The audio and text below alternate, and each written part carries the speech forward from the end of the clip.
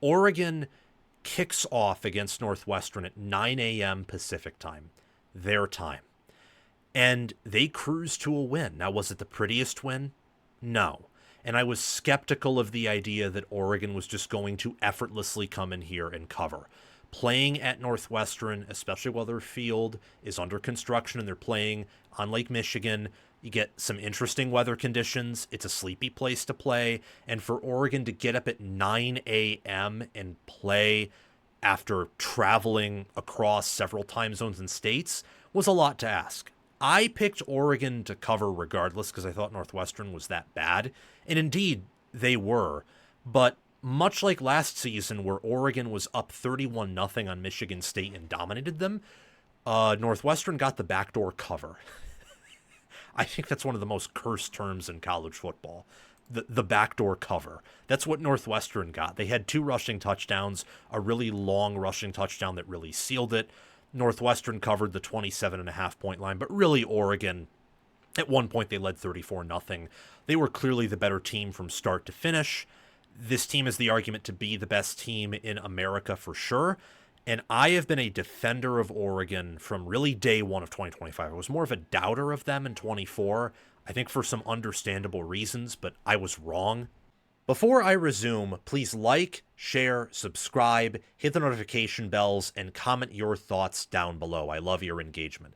Don't just hit the notification bell for my main channel, hit the bell for any team playlists attached to the video if interested.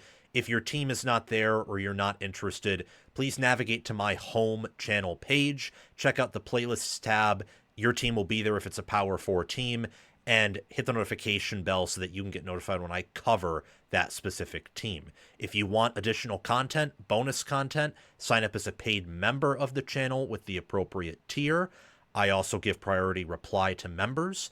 And check out our Discord server. It's free. You get to interact with me. I get to pop in there, and the Discord server will notify you when we go live or when I upload videos. Very wrong. They won the Big Ten, went 13-1. I said to people in the preseason, look, I don't think Oregon's the best team in the country. I don't. I think they're a top 5, top 6 team. But many had them, some had them outside the top 10.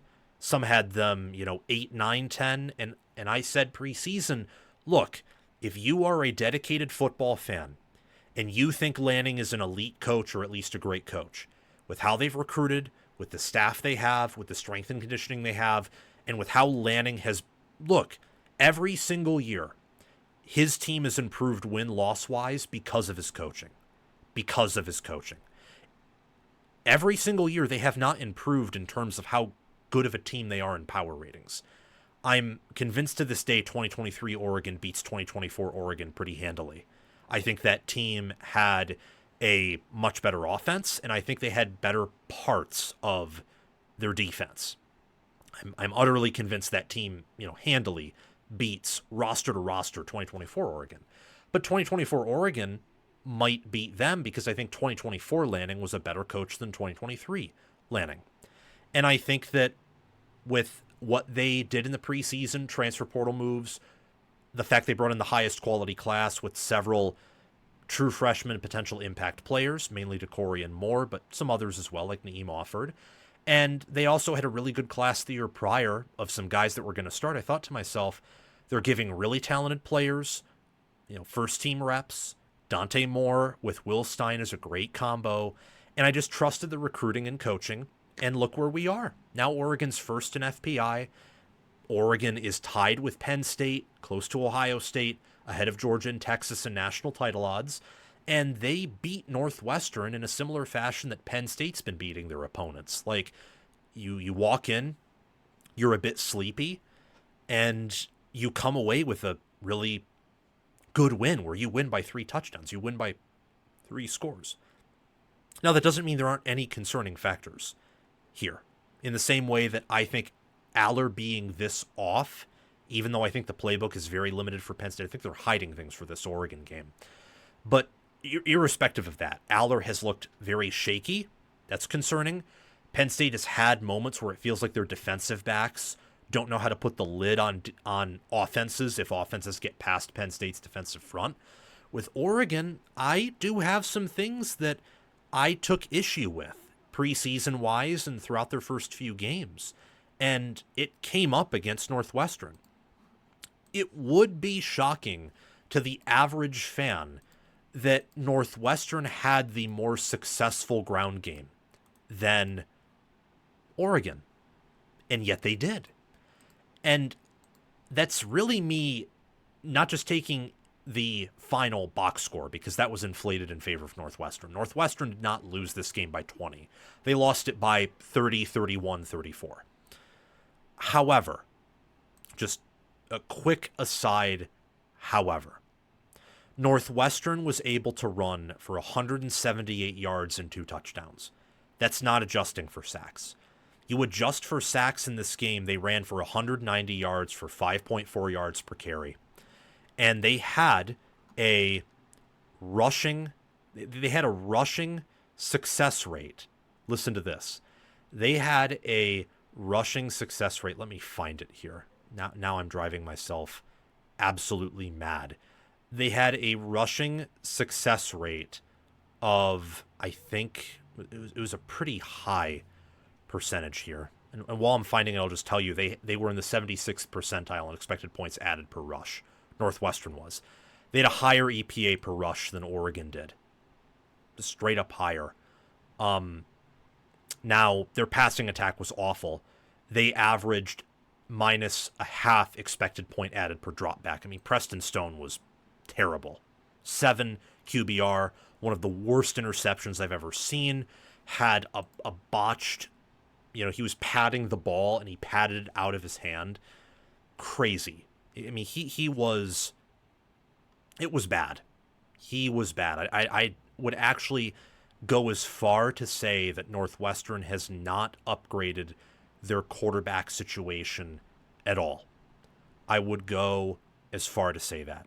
Northwestern also had a 47% success rate, and a lot of that, as you could probably deduce, had to do with running the ball. A lot of it had to. Northwestern had, so I found it. They had a rushing success rate of 51%. Passing success rate of 42%. But basically, either Northwestern had a successful pass attempt. So if they caught the ball, it was a good pass. If it was an incompletion, obviously it's a failed play, but then they had some really bad turnovers, had the near fumble that Stone recovered that really wrecked a drive. I think that Oregon has some issues defending the run, because I don't think Northwestern's offensive line or offense in general is this awesome unit. Northwestern's O-line is probably underrated by national analysts, but Oregon's defense is healthy, and Northwestern was able to push them around, not just in terms of they have a really good running back who could get to the perimeter, surprised him a bit, and picked up some yards for a successful play. No, Northwestern's O-line was moving their defensive line.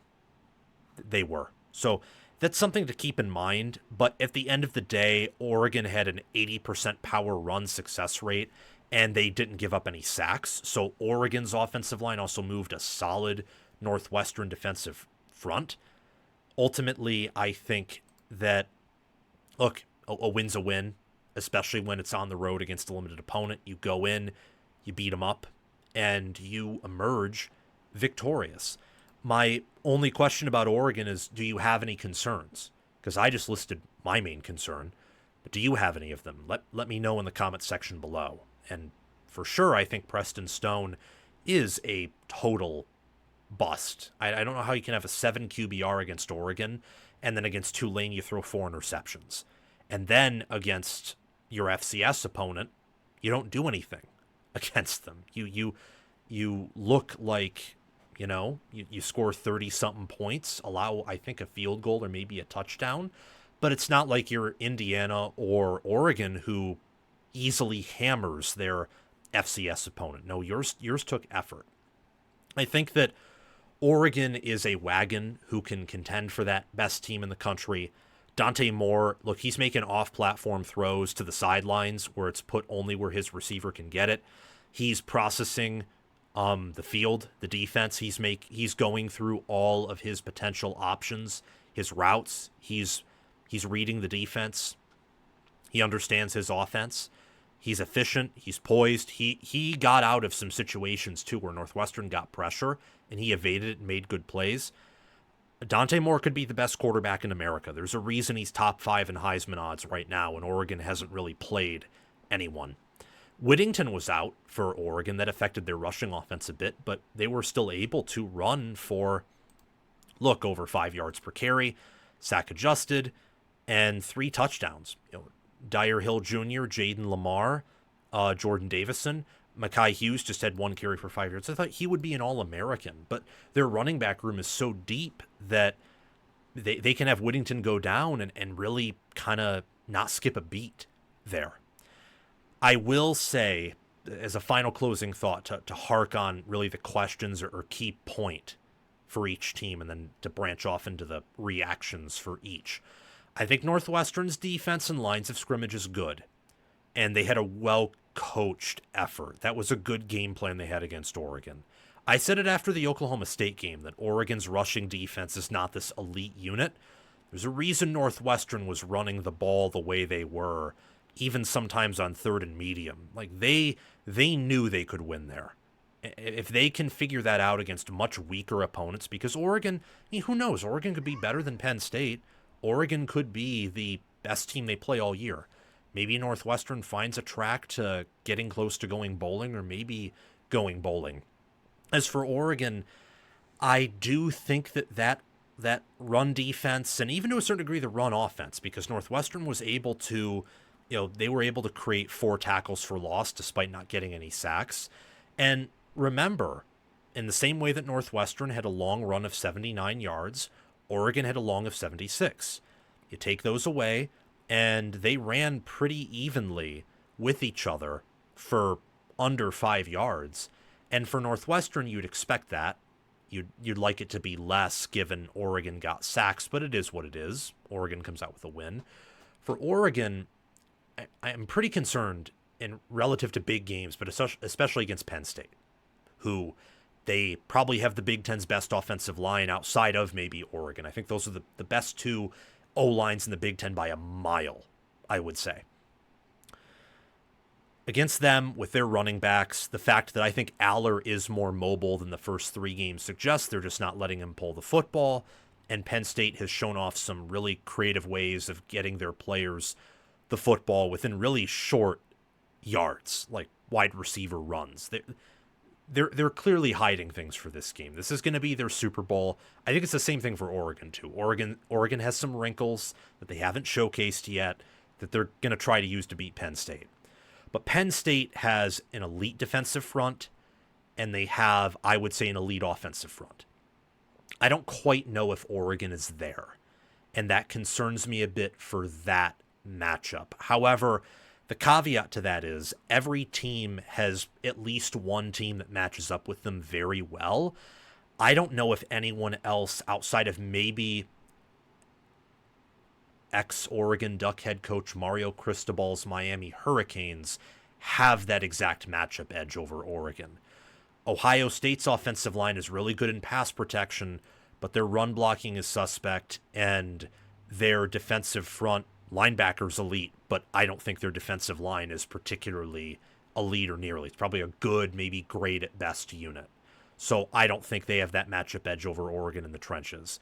Georgia, need to see more from the O-line, and their pass rush didn't impress against a weaker Tennessee O-line. Just didn't. Texas, maybe at the end of the year can have that matchup edge, but that O-line has some issues that they have to resolve. So that would be my one complaint, if any, for Oregon, and I'm harping on that because of the big game and because a lot of people are high on Oregon, as am I. I think right now they're a top 4 team. Rushing offense, I'm not really concerned. It was just interesting to see that Northwestern could hold their own in run defense, not just running on Oregon, but slowing down Oregon's rushing attack for as long as they did. As for the Ducks, it's going to be that Penn State game, but even if they lose that game, this is a team who I think right now is a lock for the college football playoff, or at least very close to it. And as I predicted in the preseason, I think they will go to Indianapolis and play for the Big Ten championship game yet again. Thank you so much for watching College Football with Sam. Remember to like, share, subscribe, hit the notification bells, and comment your thoughts down below. Again, for the notification bells, don't just hit the bell for my main channel, hit it for any team playlists attached, or if you're not interested in those teams, navigate to my channel homepage, to the playlists tab. There will be a playlist for your favorite team if it's a Power 4 team. Hit the notification bell for that playlist so you can get notified when I mention them or talk about the conference broadly that they reside in. If you want bonus content, sign up as a paid member. And our Discord server is totally free. You get to interact with me and several other diehard football fans in there. So do those things. Most of them are free. And if you want to go the extra mile, there's always the Patreon page and YouTube memberships.